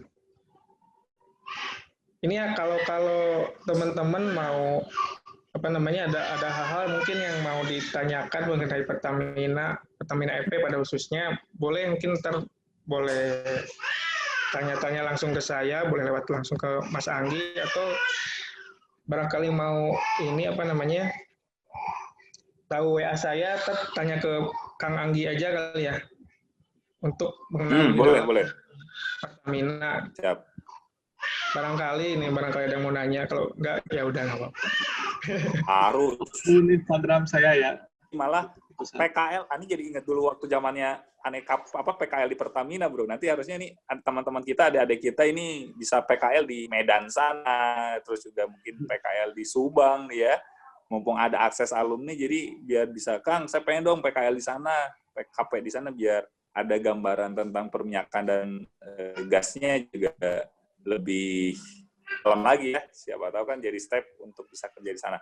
Oke, thank you banget Kang Fahmi, Kang Diki yang udah meluangkan waktunya di tengah kesibukannya. Apalagi yang biasanya ada shifting ya, kerjanya kan shifting juga ya. Jadi ini alhamdulillah teman-teman, buat adik-adik semuanya, ini kesempatan yang sangat berharga. Malam ini kita bisa kedatangan 2 pemateri yang luar biasa hebat, yang emang udah terbukti bisa kerja di salah satu perusahaan BUMN terbesar di Indonesia, yang mungkin perusahaan yang menjadi cita-cita dan juga impian banyak orang ya buat kerja sana. Jadi kalau nanya salary, aduh nggak usah nanya deh. Insya Allah makmur. Insya Allah makmur. Tapi Cukup, intinya Gi. teman-teman, Cukup. cukup ya. Intinya kan yang namanya makmur kan cukup, bro. Jadi pada dasarnya teman-teman, Pertamina ini kalau posisinya ini sebagai owner ya, sebagai owner. Jadi yang punya uang, yang punya modal untuk bisa mengembangkan khususnya di dunia perminyakan dan gas tadi. So buat teman-teman, kalau tadi ditanya apa dari pemateri yang dipaparkan pun bahwa ruang lingkupnya emang tidak secapek konstruksi, yes, karena emang itu kelebihan dari owner. Tapi yang menjadi challenge-nya untuk kita bisa kerja di owner itu ada di saat penerimaannya teman-teman, adik-adik semuanya. Karena untuk kita bisa kerja di perusahaan owner itu tak semudah, apalagi BUMN ya, nggak semudah apa yang kita pikirkan. Perlu ada pemupukan ataupun perlu ada pembiasaan karakter yang harus dibina dan juga dibiasakan dari sekarang, khususnya dari usia kalian yang emang mungkin baru menginjak kurang lebih 19-20 tahun ya.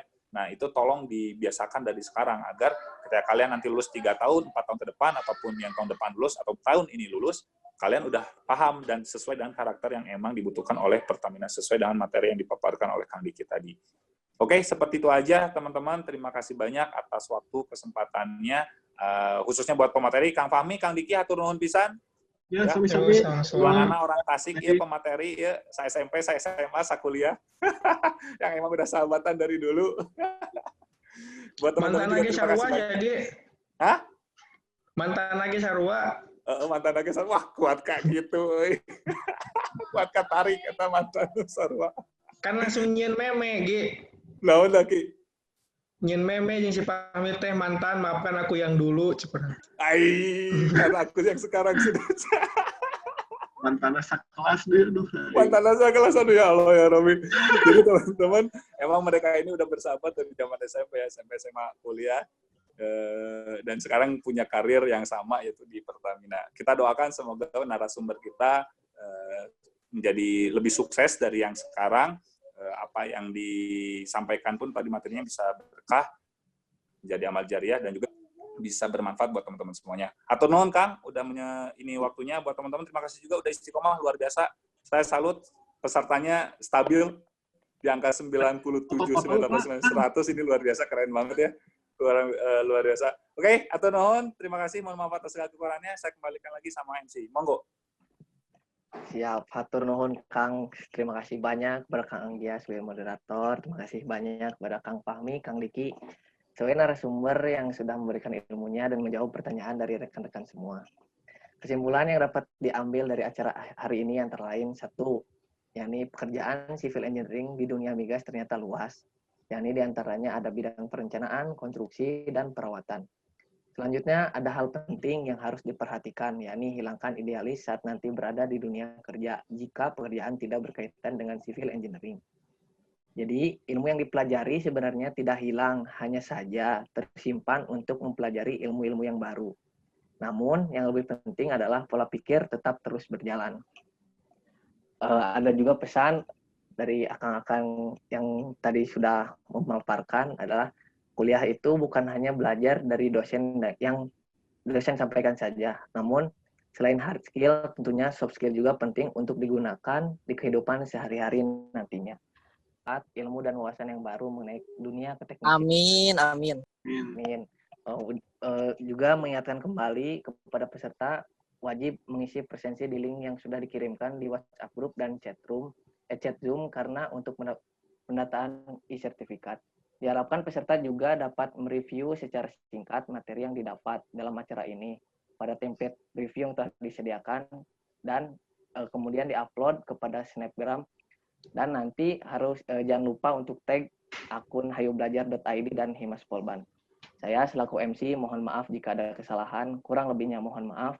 Wassalamualaikum warahmatullahi wabarakatuh.